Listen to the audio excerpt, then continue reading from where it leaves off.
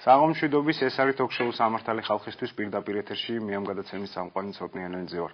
დღეს გადაცემის პირველ ბლოკში სამოქალაქო სექტორში გაზრდილ აქტივობებზე ვისაუბრებთ და ჩვენი სტუდიის სტუმრებია ნათია ზოსიძე, არასამთავრობო ორგანიზაცია ახალგაზრდა მოქალაქე, თემურ ხასია, არასამთავრობო ორგანიზაცია მწვანე ჯგუფი და ნინო ჩხეტია, თავისუფლება და დემოკრატია.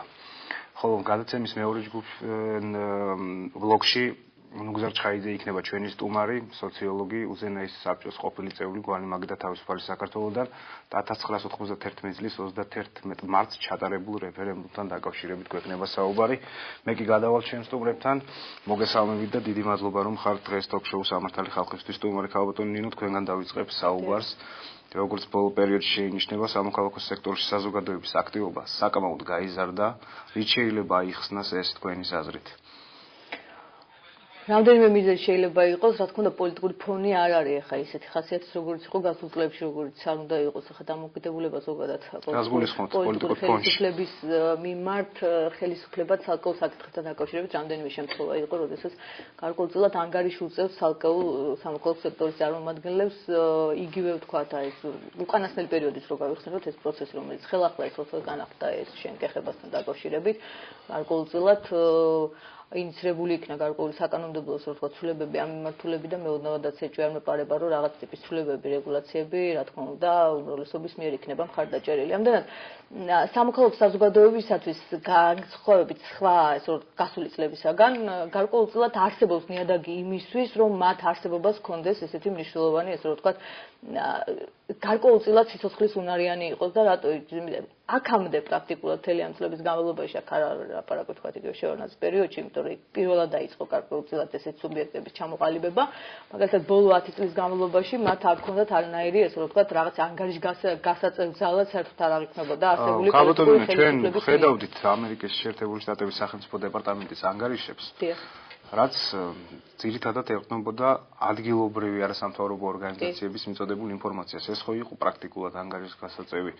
რა თქმა უნდა, ეხლა ადამიანის უფლებების კუთხით იყო, რა თქმა უნდა, ეხლა მაგალითად ახალგაზრდების ასოციაცია სხვა საერთაშორისო ტიპის, ვთქვათ, მაგალითად საერთაშორისო გამჭვირვალობა, რომელიც ესეთი გლობალური ხასიათის უფრო არასამთავრობო სექტორი არის, იმიტომ რომ 95 წელს მე რამდენად მახსოვს დაარსდა ჯერ კიდევ ბერლინში და არა მხოლოდ გერმანიაში, არამედ სხვა ქვეყნებში აქვს ძირითადი ამოცანა, რომ კორუფციული ესე რომ ვთქვათ მიმართულებით იმუშაოს რა დონეზე არის ცალკეულ სახელმწიფოში ვთქვათ კორუფციის მაჩვენებელი. ამდენად, რა თქმა უნდა, გარკვეული ვთქვათ ანგარიშებში მათ მიერ მიწოდებული ინფორმაცია, ასე ვთქვათ, ხდებოდა სხვადასხვა საერთაშორისო ორგანიზაციების, მაგრამ ეხლა თუ გავითვალისწინებთ რამდენიმე შემთხვევას პრაქტიკულად აბსოლუტურად ძირითად შემთხვევაში იგნორირებული იყო, მათ შორის იგივე სახელმწიფო დეპარტამენტშიც არაერთი შემთხვევა იყო, ჩნდებოდა ეს ვთქვათ, რამდენიმე შემთხვევა, რატიანი შემთხვევა მახსოვს, რომელიც სახელმწიფო დეპარტამენტის ანგარიში რომელიც პოლიტპატიმრაც იყო გარკვეულწილად მოხსენებული, მაგრამ არ ხდებოდა ამის ასე ვთქვათ ანგარიშ გასაწევი. ხომ არ უკავშირებთ ექს-პრემიერის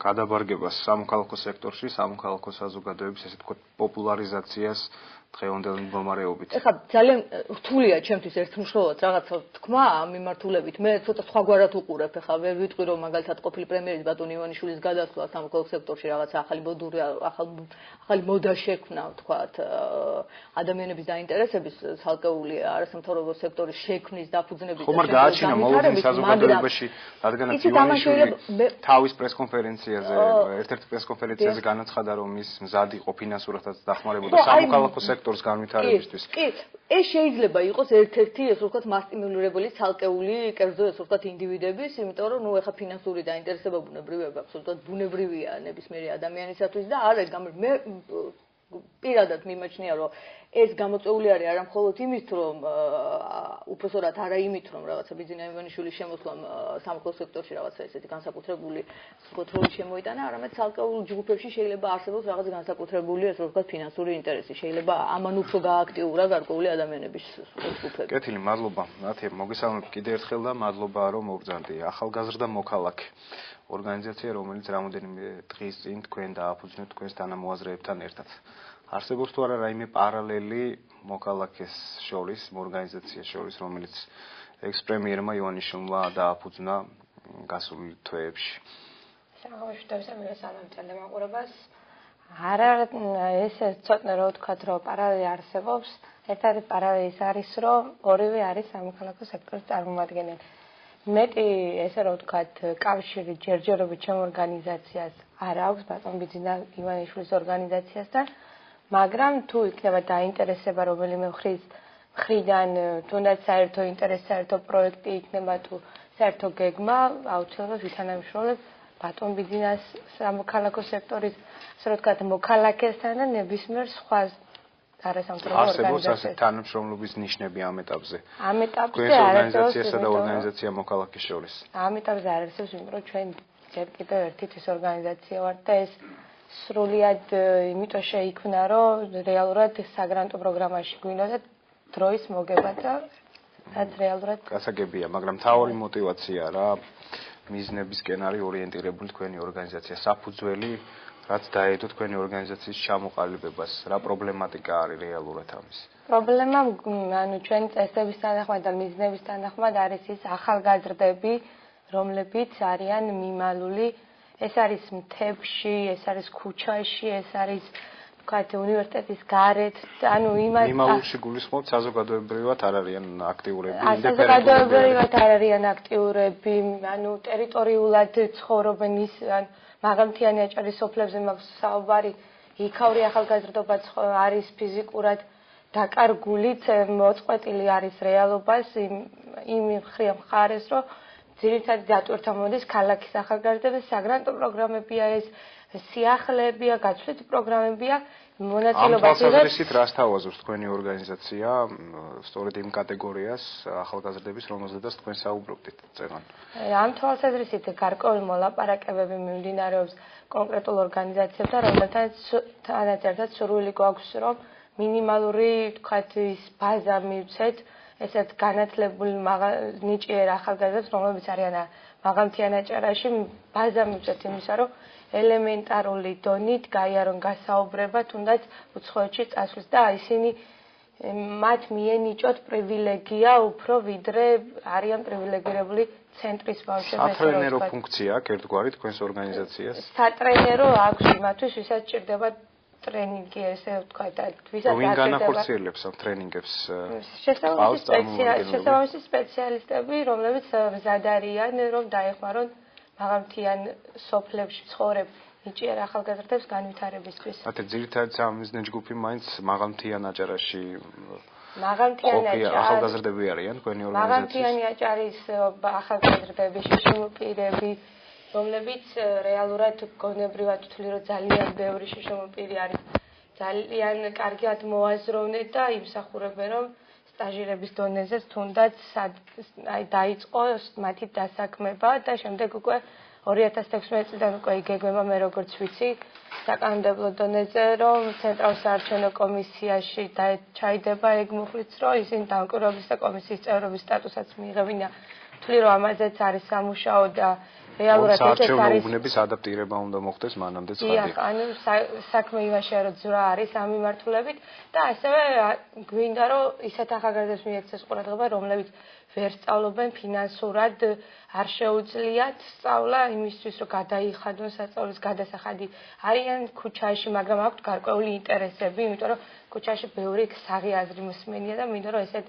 ახალგაზრდები თავი მოუყარო და გავაძლიეროთ ახალგაზრდული მხარე, იმიტომ რომ ახალგაზრდები ქვეყნისთვის ფონს ქმნიან რეალურად. აუცილებლად დაუბრუნდებით ამ საკითხებს, ნათია. თემ მოგესალმები, კიდევ ერთხელ მადლობა მოსვლისათვის მწვანე ჯგუფი.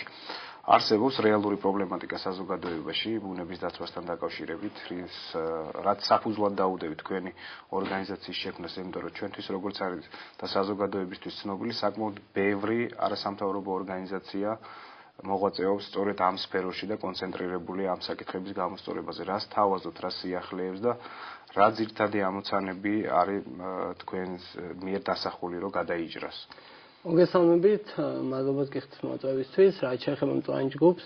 მწვანე ჯგუფი დაუფუძნეთ დაახლოებით 2 თვეა ორგანიზაციაში გაწევრიანებული ახალგაზრდები, მოსწავლეები, სტუდენტები, ასევე სამოქალაქო სექტორის წარმომადგენლებიც. ჩვენი ორგანიზაციის ძირითადი მიზანი სხვა ორგანიზაციის წევრები ასევე? დიახ. ჩვენი ორგანიზაციის მთავარი მიზანი მოგეხსენებათ არის გარემოს დაცვის მიმართულებით სხვა სახის ქმედითი პროექტების განხორციელება. ეს არის ახალგაზრდული ქმედიც, აი თქვენ ახსენეთ, ბევრი ორგანიზაცია შეიქმნა. მე კარგად ვიცი, რამდენი ორგანიზაცია შეიქმნა, თუმცა ისიც ვიცი, რომ ბევრი მათგანი, რომლებიც მხოლოდ კადრში ლაპარაკობენ იმას, რომ რაღაც კონკრეტულ ნაბიჯების გაზნას გეგმავენ, რჩება მხოლოდ კადრში და არანაირი შედეგი არ მოაქვს. ჩვენ მაქსიმალურს ვაკეთებთ იმისთვის, რომ თითოეულმა ჩვენმა ნაბიჯმა გამოიღოს შესაბამისი ადეკვატური შედეგი. კონკრეტულად რა მწვავე პრობლემებს გამოყოფთ მაგ სფეროში? აი ქალაქ ჩვენ ძირითადად ამ ეტაპისთვის რეგიონის მასშტაბით გვაქვს დაგმილი სხვადასხვა ტიპის ღონისძიებები, თუმცა 10 თებერვალს ჰქონდა ჭაჭის შადრევნის მიმდებარე ტერიტორიასთან შვიდობის პარკის იდეის ინიცირება საერთოდ.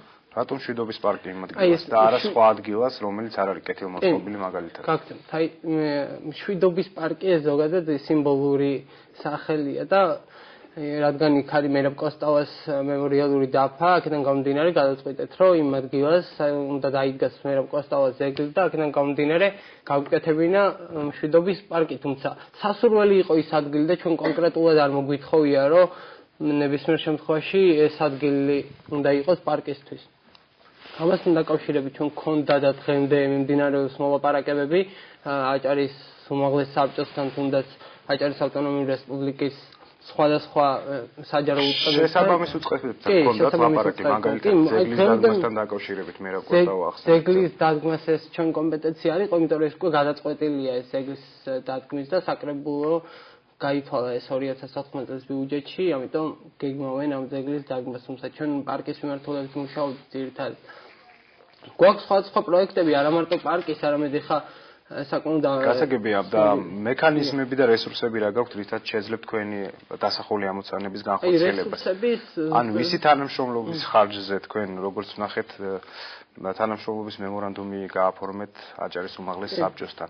რას გულისხმობს ეს მემორანდუმი თანამშრომლობის, რა ფორმატს, რით შეგიძლიათ მაგალითად დაგეხმაროთ თქვენ უმაღლეს საბჭოს ამ შემთხვევაში? ავტონომიური რესპუბლიკის უმაღლეს საბჭოსთან გააფორმეთ მემორანდუმი რამდენიმე დღის წინ. ეს ითვალისწინებდა ჩვენი მხრიდან გარკვეულ ვალდებულებებს, როგორც უმაღლეს საბჭოს მხრიდან. უმაღლეს საბჭო პასუხისმგებელია და ვალდებულია საკანონმდებლო დონეზე, თუ კი ამის საჭიროება იქნება, იმუშაოს იმ იდეებზე, იმ ინიციატივებზე, რომელსაც ჩვენ წარუდგენთ. თუმცა ნებისმიერი ღონისძიება, რომელსაც წვენჯ ჯგუფი დაგეგმავს ან უმაღლეს საბჭო იმ მიმართულებით, რა მიმართულებითაც ჩვენ მუშაობთ, ნებისმიერ შემთხვევაში ვალდებული ვართ ორი მხარე ჩავაყენოთ საქმის კურსში. ტექნიკური ხასიათის მხარდაჭერას გაგიწევთ უმაღლეს საბჭო? უმაღლეს საბჭოს კი შესაძლებელია. რა შეიძლება გამოიხატოს ეს?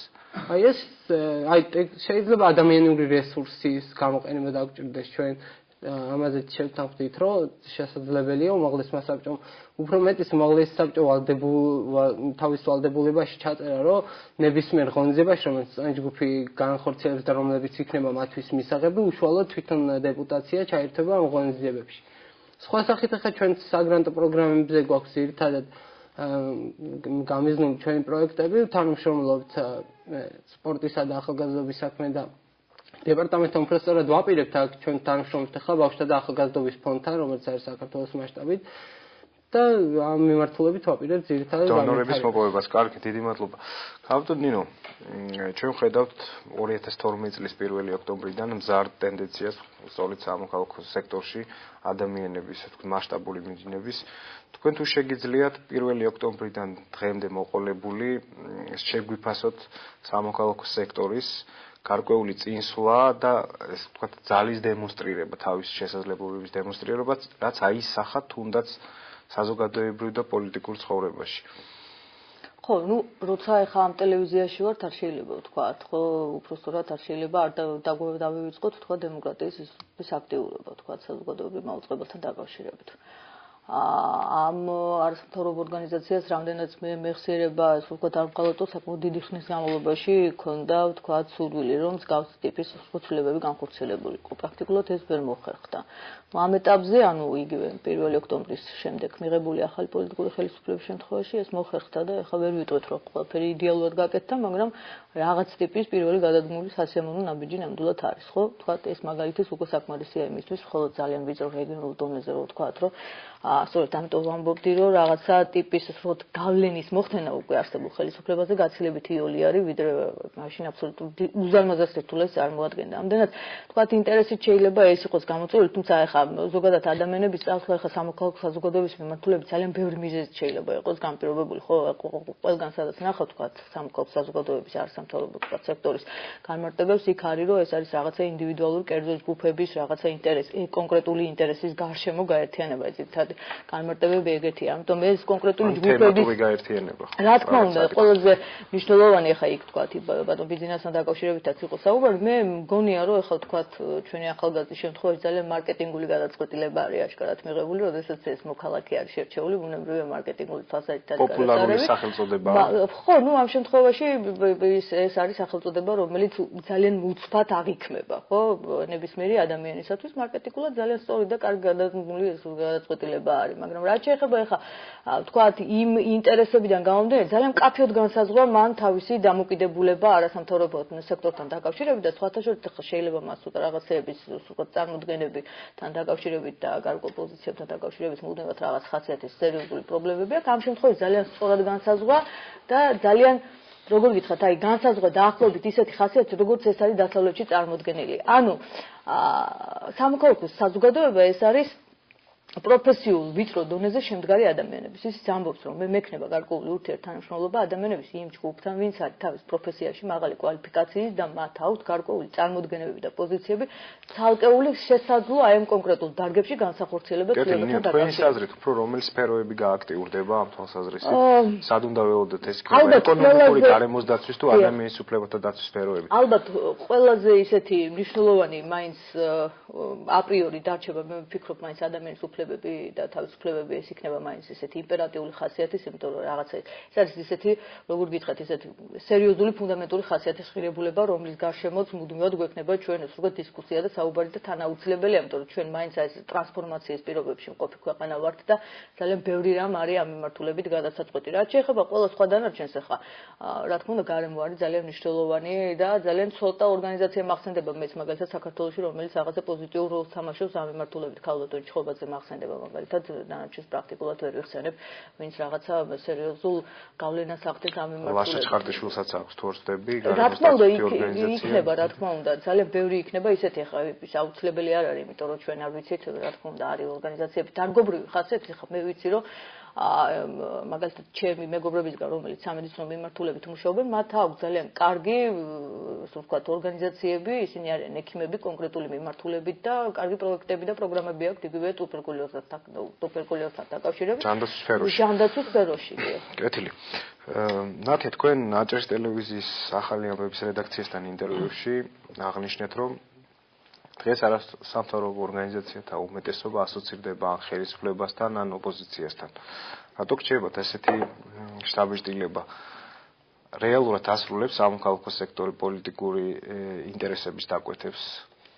რეალურად შეიძლება არ ასრულებს, მაგრამ რატომღაც ჟურნალისტებს რჩებათ ესეთი ხედვა და ეს ჟურნალისტებიდან გამომდინარე და მათ დასმული კითხვებიდან გამომდინარე, ვფიქრობ, რომ ზოგის ასოცირებას უკეთებენ იქეთ.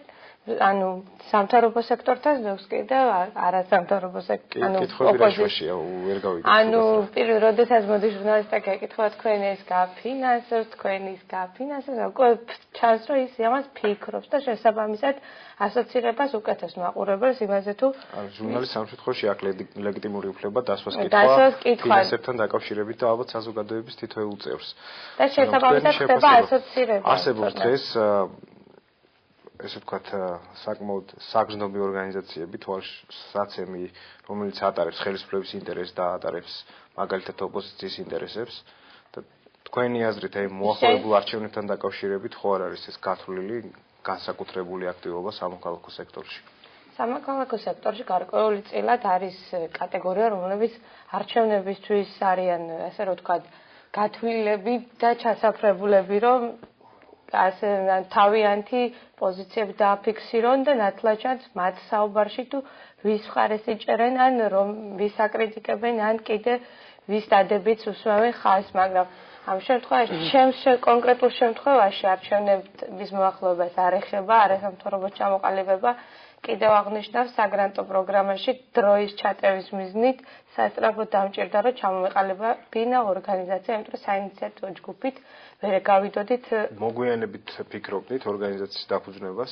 უფრო მასშტაბური მინდოდა და მოგვიანებით ფიქრობდი, იმიტომ რომ არ მინდოდა თქვათ რომ ყოფილიყო ის წინასაარჩევნო, მაგრამ რადგან ესე მოხდა და ავადებში ვინ შეიძლება იყოს აღნიშნული ორგანიზაციის დონორი? აღნიშნული ორგანიზაციის დონორი შეიძლება იყოს ყველა ვინც კი გადაწყვეტს რომ გაგვიწვევს დონორობა და ნებისმიერ საქმე რაც ეხება ახალგაზრდებს გააკეთოს ჩვენთან ერთად. არ გვაქვს დონორების პრეტენზია, ასე რომ შესაძლებელია თანამშრომლობა ყველასთან, თვალსაზრისით. აბსოლუტურად ყველასთან ვაპირებთ თანამშრომლობას, ვინც ახალგაზრდების პრობლემის მიიტანს ფულთან და გადაწყვეტს რომ დააფინანსოს ორგანიზაცია. თემო, ჩვენ წეგან უმაღლეს საბჭოსთან მემორანდუმი ვახსენეთ, იგეგმება თუ არა სხვა სახელმწიფო უწყებებთან მემორანდუმის გაფორმება და ურთიერთთანამშრომლობა და ზოგადად რამდენად არის თქვენსა და პოლიტიკურ პარტიებს შორის თანამშრომლობა სწორედ იმ პროფილთან დაკავშირებით, რა პროფილითაც არსებობს თქვენი ორგანიზაცია. დიახ, გეტყვით, ამ ეტაპისთვის გვაქვს ჩვენ მხოლოდ უმაღლეს საბჭოსთან მემორანდუმი, თუმცა პირიქით მოხარულები ვიქნებით თუ რომელიმე უწყება შემოგთავაზებს მათთან თანამშრომლობას. ჩვენს უახლოეს მომავალში მემორანდუმის დონე არა, თუმცა რამდენიმე პოლიტიკოსთან გვაქვს გაცნობითი სახელმწიფოებები დაგმელი, არა აჭარის მასშტაბით, არამედ ქალბატონ მაია ფანჯიკიძესთან. ხოლო სახელმწიფო ხო, არა, ჩვენ უბრალოდ არც ერთ შემთხვევაში არც ოპოზიციურ გუნდთან, აი კონკრეტულ პარტიებს გულისხმობ და არც მმართველ გუნდთან არ ვაპირებთ ამ მიმართულებით თანამშრომლობას. ჩვენთვის მთავარია და უმთავრესია გავაკეთოთ საქმე და მე მგონი ცუდი არაფერი არ არის იმაში, რომ სამთავრობო უწყებებთან ერთად ჩვენ მაქსიმალურად შევძლოთ პროექტების განხორციელება. ხო, მაგრამ ცოტა მე ერთი ძალიან მნიშვნელოვანი რაღაცა არის ძალიან მოკლედ და ტელემაყურებელი შემოვიყვანეთ. არსებითი რაღაცა არის, ბუნებრივია, რა თქმა უნდა, ხელისუფლების ცალკეულ სრულებთან აუცილებელია გარკვეული თანამშრომლობის არსებობა, სხვაგვარად გარკვეული მიმართულებით შედეგი რა თქმა უნდა არ იქნება დადებული, მაგრამ ერთი ძალიან მნიშვნელოვანი პრინციპი, რომელსაც საკუთრებით ახალგაზრდები ხართ, არ უნდა დაგვავიწყდეს, რომ თავის დროზე ჯერ კიდევ ძველმა რომელმა ძალიან რიტორიკული კითხვა დაასვეს, ვინ უნდა მეთვალყურეობდეს მათ, ვინ ჩვენ მეთვალყურეობს. ამიტომ მე მაინც მგონია, რომ არასამთავრობო სექტორის მთავარი, ესე რომ ვთქვათ, ამოცანა არის გარკვეული კონტროლის, ესე რომ ვთქვათ, განხორციელება ცალკეულ სახელმწიფო, ესე რომ ვთქვათ, ხელისუფლებაში. რეალურად რა არის, იცით, არასამთავრობო სექტორი, ეს არის ირიბი ფორმით, ანუ პირდაპირ ფორმით ისინი მოვიდნენ ხელისუფლებაში, ხო და ძალაუფლებას ისინი ახორციელებენ. აი ჩვენ ირიბი ფორმით უნდა განვახორციელოთ ძალაუფლება და ირიბი ფორმით ძალაუფლებას ვერ განვახორციელებთ ძალიან სასიამოვნო, ესე რომ ვთქვათ, სიამტკბილობით ხელისუფლებასთან, იმიტომ რომ მათ აქვთ პოლიტიკური ინტერესები და ძალიან კარგად ესმით, რომ ამ პოლიტიკური ინტერესების განხორციელების ერთ-ერთი საშუალება არის ძალაუფლების ეს როგორ შენაცვლება და განსაკუთრებია. ტელემაყურებელს მივცეთ საშუალება ჩაერთოს გადაცემაში, დიახ, გისმენთ თეთრში ხართ. აჭარის ტელევიზია გესმით ჩემი ხმა. დიახ, ილაპარაკეთ. ძალიან მიყვარხართ, აი ძალიან მიყვარხართ. ისეთი კარგი გადაცემა გაქვს. ისეთი აი განათლებული, აი რაც მთავარია, რომ აი ვიშენებ თქვენ მას გადაცემებს რომ უხსნათ. ხო, ამიტომ არის მინდა გიქცათოს სამართალის ხალხი. მე ავამყოფი ხალი ვარ და ძალიან ცუდი მდგომარეობაშია ჩვენი ჯანდაცვა. ძალიან ცუდი. ანუ ამ თავრობის ხელში რომ ჩავარდეთ ხალხო, ისეთი ცუდი მდგომარეობა გვაქვს. არანაირი ყურადღება, არანაირი პოლიცი იქნება კონკრეტული პრობლემა რომ მოგვახსენოთ ქალბატონო შეგიძლიათ? ბატონო? კონკრეტულად პრობლემა რომ ჩამოაყალიბოთ, რაში მდგომარეობს თქვენი პრობლემა? აი, ჩემი პრობლემა მე გულით ავამყოფი ხალი ვარ, დავდივარ თბილისში, მაგრამ იქ ისეთივე გადასახადს ვიხდი, ჩემი პოლიცია არაფერი არ არის. არაფერი მნიშვნელობას არ მართლობს. ხო და აი ხალხი სამართალია ხალხისთვის. აი ხალხი ეს ჩვენება დაუბედურებული მხოლოდ და მათ ქართინა ხალხი გვაქვს და იქნებ ამ თავრობამ რამე მოხდოს ხალხო არა ასე რომ გასაგებია თქვენი პოზიცია სადაზღვევო საკითხთან დაკავშირებით არსებობს თქვენი პრეტენზიები აუცილებლად გვექნება ჩვენ ამ საკითხთან დაკავშირებით კიდე ერთხელ გადაცემა დიდი მადლობა ზარისთვის ნათი თქვენთან მექნება ისე მორი კითხვა სწორედ იმ საკითხთან დაკავშირებით რადგან საუბრობდით და თავის კომენტარი გააკეთა ნინომაც.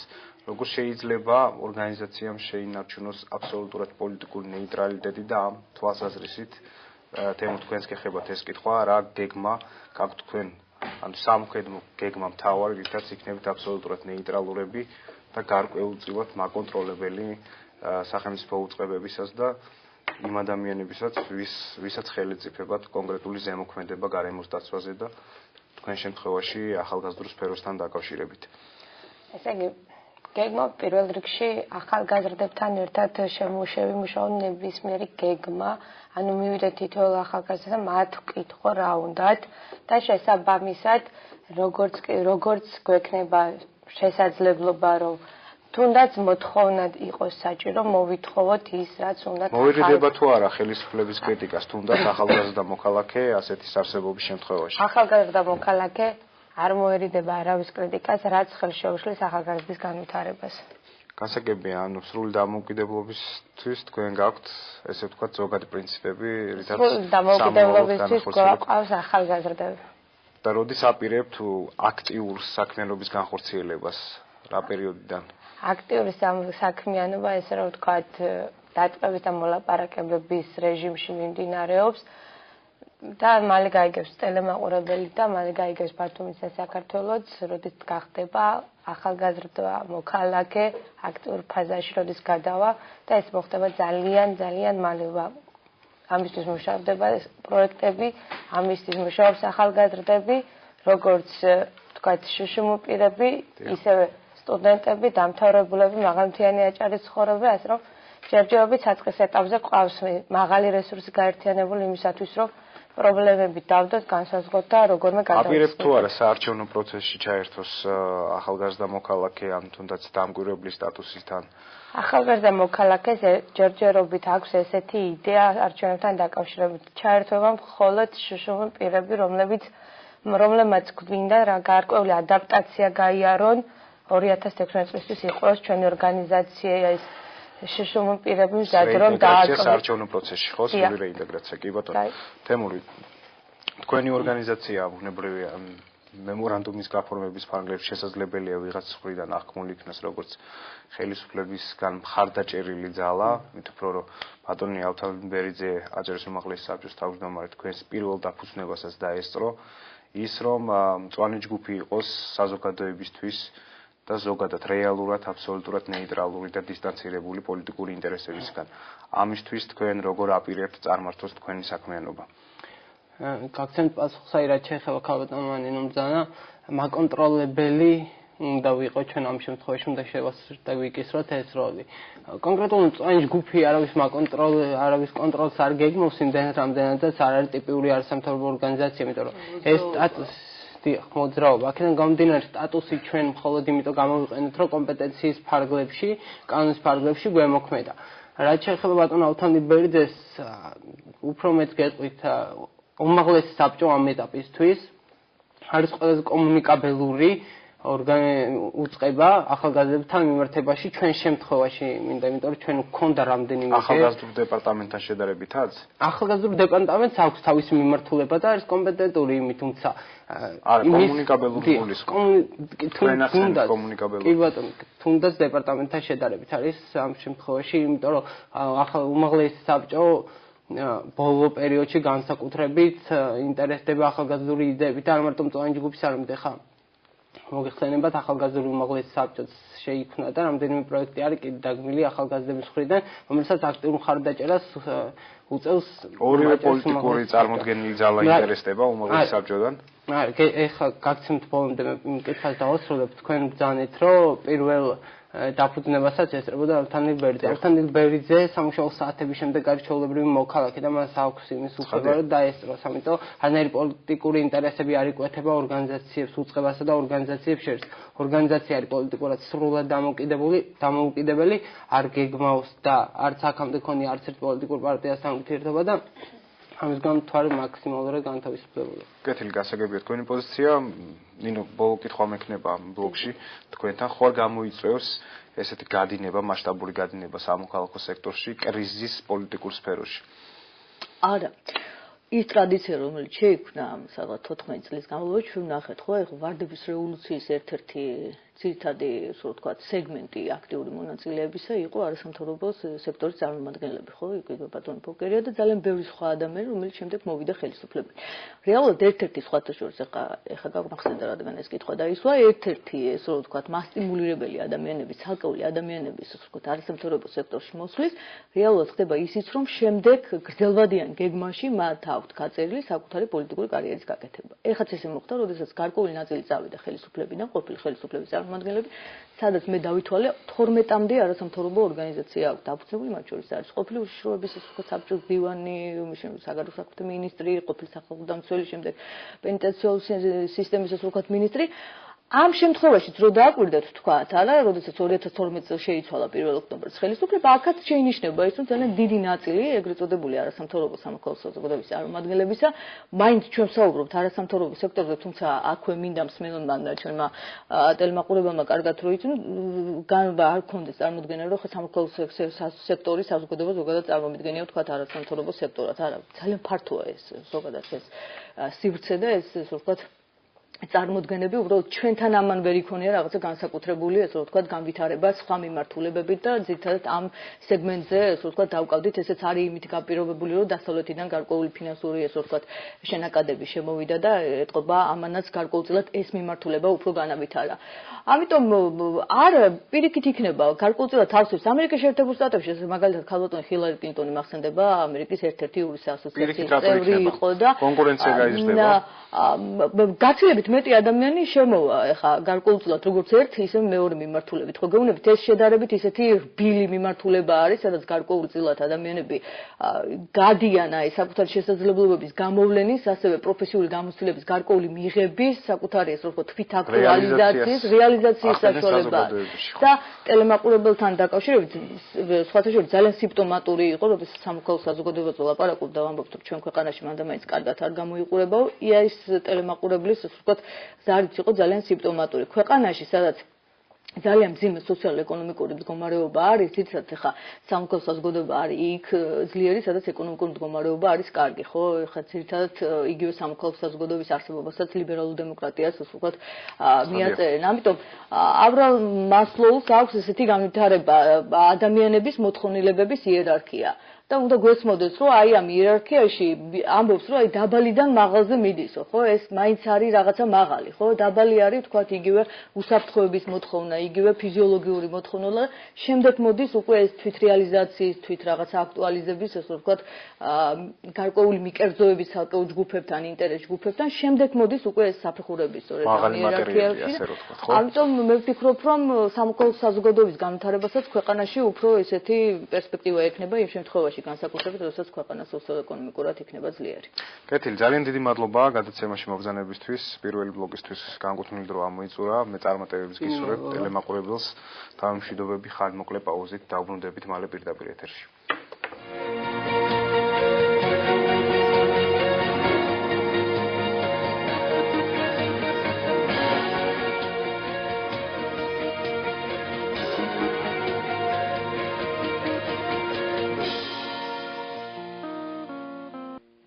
ხანმოკლე პაუზის შემდეგ სამართალი ხალხისთვის დაბრუნდა პირდაპირ ეთერში თქვენს ეკრანებზე. ნუგზარ ჩხაიდე, სოციოლოგი არის ჩვენი სტუმარი. გადაცემის მეორე ბლოკში ჩვენ ვისაუბრებთ 1991 წლის 31 მარტს ჩატარებულ რეფერენდუმზე, მის მნიშვნელობაზე და გავლენაზე დღევანდელ რეალობაში. მოგესალმებით, ბატონ ნუგზარ და დიდი მადლობა, რომ გვეწვიეთ. თქვენ ბრძანდებოდით უზენაის საბჭოს პირველი მოწვევის დეპუტატი. ქვალიმაგი და თავისუფალი საქართველოსთან. რამდენად მნიშვნელოვანი იყო საქართველოს სახელმწიფოებრივი და ესე ვთქვათ ეროვნული ისტორიისთვის ეს დღე 1991 წლის 31 მარტი იყო მხოლოდ ფორმალურობა თუ საკმაოდ მაღალი სახელმწიფოებრივი შინაარსის მატარებელი დღე? ალბათ. 31 მარტი 1991 წლის არის უმნიშვნელოვანესი თარიღი არა მარტო ვთქვათ ბიუცის საუკუნის არა მთლიანად საქართველოს ისტორიაში. ამ დღეს რეფერენდუმის მეშვეობით შესაძლებელი გახდა მიღებული იყო საქართველოს დამოუკიდებლობის აღდგენის აქტის მიღება. თქვენ გახსოვთ ალბათ, რომ 88 წლიდან უკვე დაიწყო აქტიურად ეროვნულ-განმათავისუფლებელი მოძრაობა და კრემლი ცდილობდა შეენარჩუნებინა ყველანაირად საბჭოთა კავშირი. ამ რეფერენდუმს წინ უსწრებდა უზარმაზარი სისხლის ზღვა. მოგეხსენებათ, ეს იყო არა მარტო 9 აპრილი თბილისში. ესეთივე სისხლის ზღვა იყო ბაქოში 91 წელს, ვილნიუსში, ერევანში, რიგაში და ის ადამიანები, რომლებიც ამბობენ, რომ აი თვითონ ციდან ჩამოვარდა ეს დამოუკიდებლობა და მაინც მიიღებდით და ძალიან ცდებიან ბრძოლის გარეშე არც ერთი იმპერია არ იშლება. ეხლა რაც შეეხება კონკრეტულად ამ რეალურად ამ რეფერენდუმს უძღოდა საკმაოდ დიდი ბრძოლა. დიდი ბრძოლა უსწრებდა. ერთ-ერთი ესეთი იცით რა, როდესაც მიხვდა იმპერია რომ ვერ ახერხებდა აი ესეთი გზებით, რომ ითქვა სისხლიანი გზებით შენარჩუნება, სახელმწიფოს გადავიდა იურიდიულ ნორმებში, მაგრამ აქაც აჯობა ეროვნულმა ხელისუფლებამ პირადად ზვიად გამსახურდიებდა, აი ესეთი რაღაც მოხდა. 17 მარტს ჩატარდა რეფერენდუმი, ნოვაგარიოვას პროცესი ეწოდება საბჭოთა კავშირში, გინდა თუ არა საბჭოთა კავშირის შენარჩუნება. რასაკვირველია ზოგადად უმეტესობამ რახანს მოსახლეობის უმეტესობა დავუშვათ იცით იმ მომენტში წარმოადგენდნენ რუსები, რასაკვირველია ყველა ძირითადად მიიღო გადაწყვეტილება, რომ საბჭოთა კავშირი უნდა შენარჩუნებულიყო. რა უნდა დაეპირისპირებინა ამ პროცესისთვის ეროვნულ ხელისუფლებას და ზვიად გამსახურებას მათ მოიფიქრებს ცხინვალე რაღაც მანამდე 1990 წლის 9 მარტს ბევრს არ ახსოვს მიაღებია საქართველოს უმაღლეს საბჭოს კანონი, რომ 1921 წელს 25 თებერვალს მოხდა საქართველოს ოკუპაცია და ანექსია. უმნიშვნელოვანესი რაღაცა აქ არ უნდა საბჭოთა კავშირის მიერ. ხო, დიახ, საბჭოთა და იცით საბჭოთა კავშირის შიგ ძალიან ადვილია ლაპარაკი დღეს, როდესაც დამოუკიდებელი ქვეყანა და მაშინ უმძიმესი სიტუაცია იყო, არავინ არ იცოდა, როდის დაბომბავდნენ იმ უზენაეს საბჭოს შენობას, ვის მოკლავდნენ, რას იზამდნენ და როგორ გააკეთებდნენ. და გააკეთა შემდეგი რაღაც, რომ მოიძებნა ესეთი ფორმულირება, გინდა თუ არა აღდგეს საქართველოს დამოუკიდებლობა 1918 წლის 26 მაისის დამოუკიდებლობის აქტის საფუძველზე. თქვენ იცით, რომ მიიღო მონაწილეობა ამ რეფერენდუმში საქართველოს მოსახლეობის ძალიან დიდმა ნაწილმა და 98%-მა მიცა ხმა საქართველოს დამოუკიდებლობას. ყველაზე მნიშვნელოვანი აქ ის არის, რომ დამოუკიდებლობა 90% ამომრჩეველთა რაოდენობის 98%-ზე მეტმა დაუჭირა საქართველოს დამოუკიდებლობას. თავარი რა არის, რომ იყო რეალურად თავისუფალი ნების გამოყენება. ძალიან თავისუფალი იყო. აი ესეთ თავისუფალი არჩევნები, რომელიც ტარდებოდა ეროვნული ხელისუფლების, არსად არ ტარდებოდა, არასდროს არ ჩატარებულა შემდეგ. დანარჩენი არჩევნები არ იყო ერთადერთი არჩევნები, რომლებიც ტარდებოდა ზვიად გამსახურდიას პერიოდში და ის არჩევნები, რომელიც ჩატარდა 90 წლის 28 ოქტომბერს, ისიც ჩაატარა აიძულა, ესე იგი, ზვიად გამსახურდიამ, რომ საბჭოთა ხელისუფლება ჩაეტარებინა თავისუფალი სამართლიანი გამჭვირვალე არჩევნები. ერთი მომენტია კიდევ გასათვალისწინებელი. აფხაზეთსა და სამაჩაბლოში ჩატარდა არჩევნები და მათი მოსახლეობის უმეტესობამ ხმა მიცა ეს არის მე მინდა გითხრათ ეს სასაული იყო ესეთი მაჩვენებლების მიღება და ეს რომ ერთ-ერთი ყველაზე მნიშვნელოვანი ფაქტი ამ რეფერენდუმში არა ქართულ რეგიონებში თქვათ ესეთ რამდენია ჩვენთან არამკვიდრი მოსახლეობა იმათაც უმეტესობამ ხმა მისცეს დამოუკიდებლობას და აი ეს გახდა საფუძველი შემდეგ რომ ჩვენ იურიდიულად ეცნოთ თელ სამყაროს. ეგ ერთი რაღაცას მინდა გავუსვა ხაზი ძალიან ხშირად ამბობენ რომ დამოუკიდებლობის დღე არის 26 მაისი. არ არის 26 მაისი. საქართველოს ცნობილია გაეროს მიერ 31 მარტის რეფერენდუმის საფუძველზე რომელიც შემდეგ საქართველოს საბჭომ 9 აპრილს მიიღო ოფიციალური დოკუმენტი დამოუკიდებლობის აქტი შესახებ.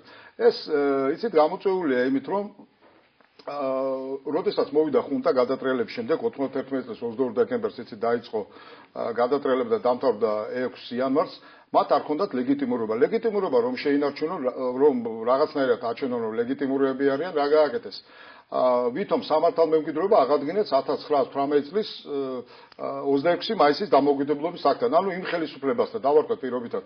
ჯორდანიის წლის თებერვლის კონსტიტუცია. ხო, თებერვლის კონსტიტუცია. ანუ ეგ არის აბსურდი, იმიტომ რომ საქართველოს კიდევ ცნობილია აი ამ აქტის საფუძველზე, ანუ რეფერენდუმის საფუძველზე.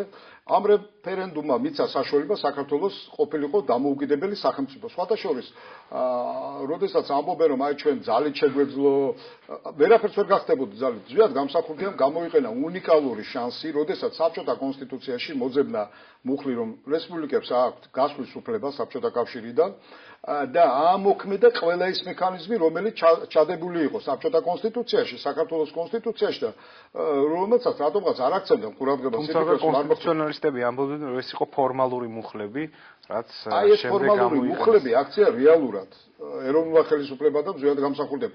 ეცეთ ეს უნიკალური რაღაც იყო, მაგრამ იმდროინდელი ეგრეთ წოდებული ოპოზიცია, ეს ღიად მინდა ვთქვა, ეს იყო კრემლის აგენტურა, იმიტომ მათ მოინდომეს დამოუკიდებელი არჩევნების ჩატარება ეგრეთ წოდებული რესპუბლიკურ პარტიასაც გულისხმობს. ყველას იმ მომენტში ვინც არიდგა ეროვნული ხელისუფლების გვერდით და ზოგადად გამსახურდების გვერდით, აბსოლუტურად ყველა აკეთებდა იმპერიის საქმეს. იმიტომ რომ კონგრესის არჩევნები რა იყო, არავინ არ გრძნობდა, ჩაატარეს კი ბატონმა ვინც ნო ის არჩევნები, არავინ, ანუ გზა როგორი იყო, კანონიერების გზით დატოვა ზოგადად გამსახურდია დაატოვებინა საქართველოს საბჭოთა კავშირი და მიიღო დამოუკიდებლობა. ანუ ყველაზე ეფექტური გზა მოიძებნა. ანუ საბჭოთა კანონების, ანუ ჩვენ იმ სივრცეში ვიყავით, არავინ არ გრძნობდა, რომ სხვა კანონებით გვემოქმედა. აი ეს იყო ეგერ კონგრესმა ვითომ ჩაატარა ჭანტურიებმა და მისმა გვარმა არაქართული, რომ იტყვიან, მოღალატური პოზიციების მქონე ხალხმა და წააგეს.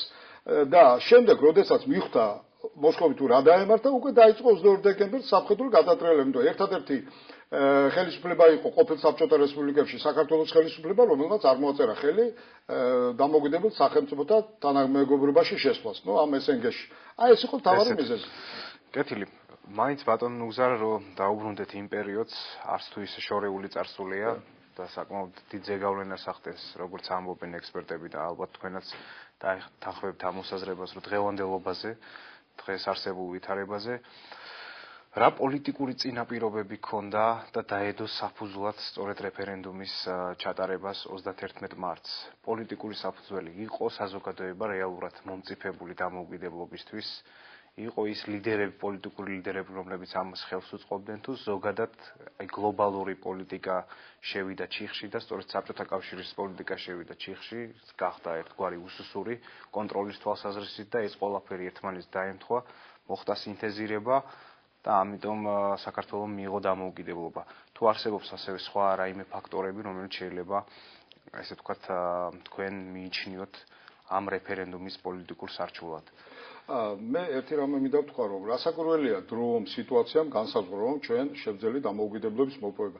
ეს შეუძლებელი იქნებოდა 1951 წელს, ეს შეუძლებელი იქნებოდა 1965 წელს, მაგრამ ლიდერის ამ შემთხვევაში ზოგადად გამსახურდიას მთელი ნიჭიერება იმაში გამოიხატა, მაგრამ კარგად აუღო ალღო ამ სიტუაციას. იცით რომ იმ მომენტში ავღანეთიდან საბჭოთა ჯარების გამოსვლის შემდეგ უკვე შიგა კრიზისი დაიწყო, ეკონომიკური კრიზისიც, მაგრამ იმპერია არ იშლება, იცით, აი კრიზისები და რაღაცით, მას უნდა კონდეს შიგნიდან კიდევ რაღაც ისეთ მამოძრებელი ძალა, რომელიც დაშლის მას.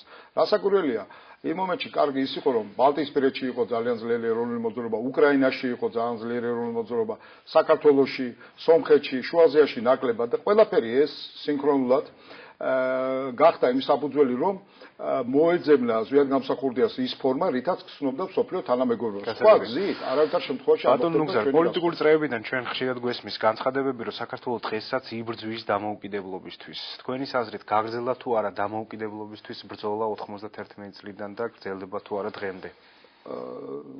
იცით რა არის? აი ხშირად არის საუბარი, რაც თქვენ ბრძანეთ, რომ აი ჩვენ დღესაც არ ვართ დამოუკიდებელი, დღესაც თქვათ ვიღაც მე არ ვეთანხმები ამას. არის იურიდიული დამოუკიდებლობა, შეიძლება ვთქვათ, რომ ხშირად იყენებენ ტერმინს არ შემდგარი სახელმწიფო. ეგ არის ჩემი აზრით სისულელო. პოლიტიკური დამოუკიდებლობა, რომელიც ძალიან მნიშვნელოვანია. რასაკვირველია, არ შემდგარი სახელმწიფო. ეს არის სულელური ტერმინი, რომელიც მოიგონა ჩვენმა ვაი პოლიტიკოსებმა. შეიძლება ითქვას სუსტი სახელმწიფო. მაშინ მთელ აფრიკის კონტინენტზე უმეტეს ქვეყნებს უნდა დავარქვათ არ შემდგარი. არსებობს სახელმწიფო, რომელიც არის პოლიტიკურ რუკაზე, რომელსაც აქვს სახელმწიფოსთვის არსებული ყველა ატრიბუტი, საზღვრები, ფული, მთავრობა და ასე შემდეგ.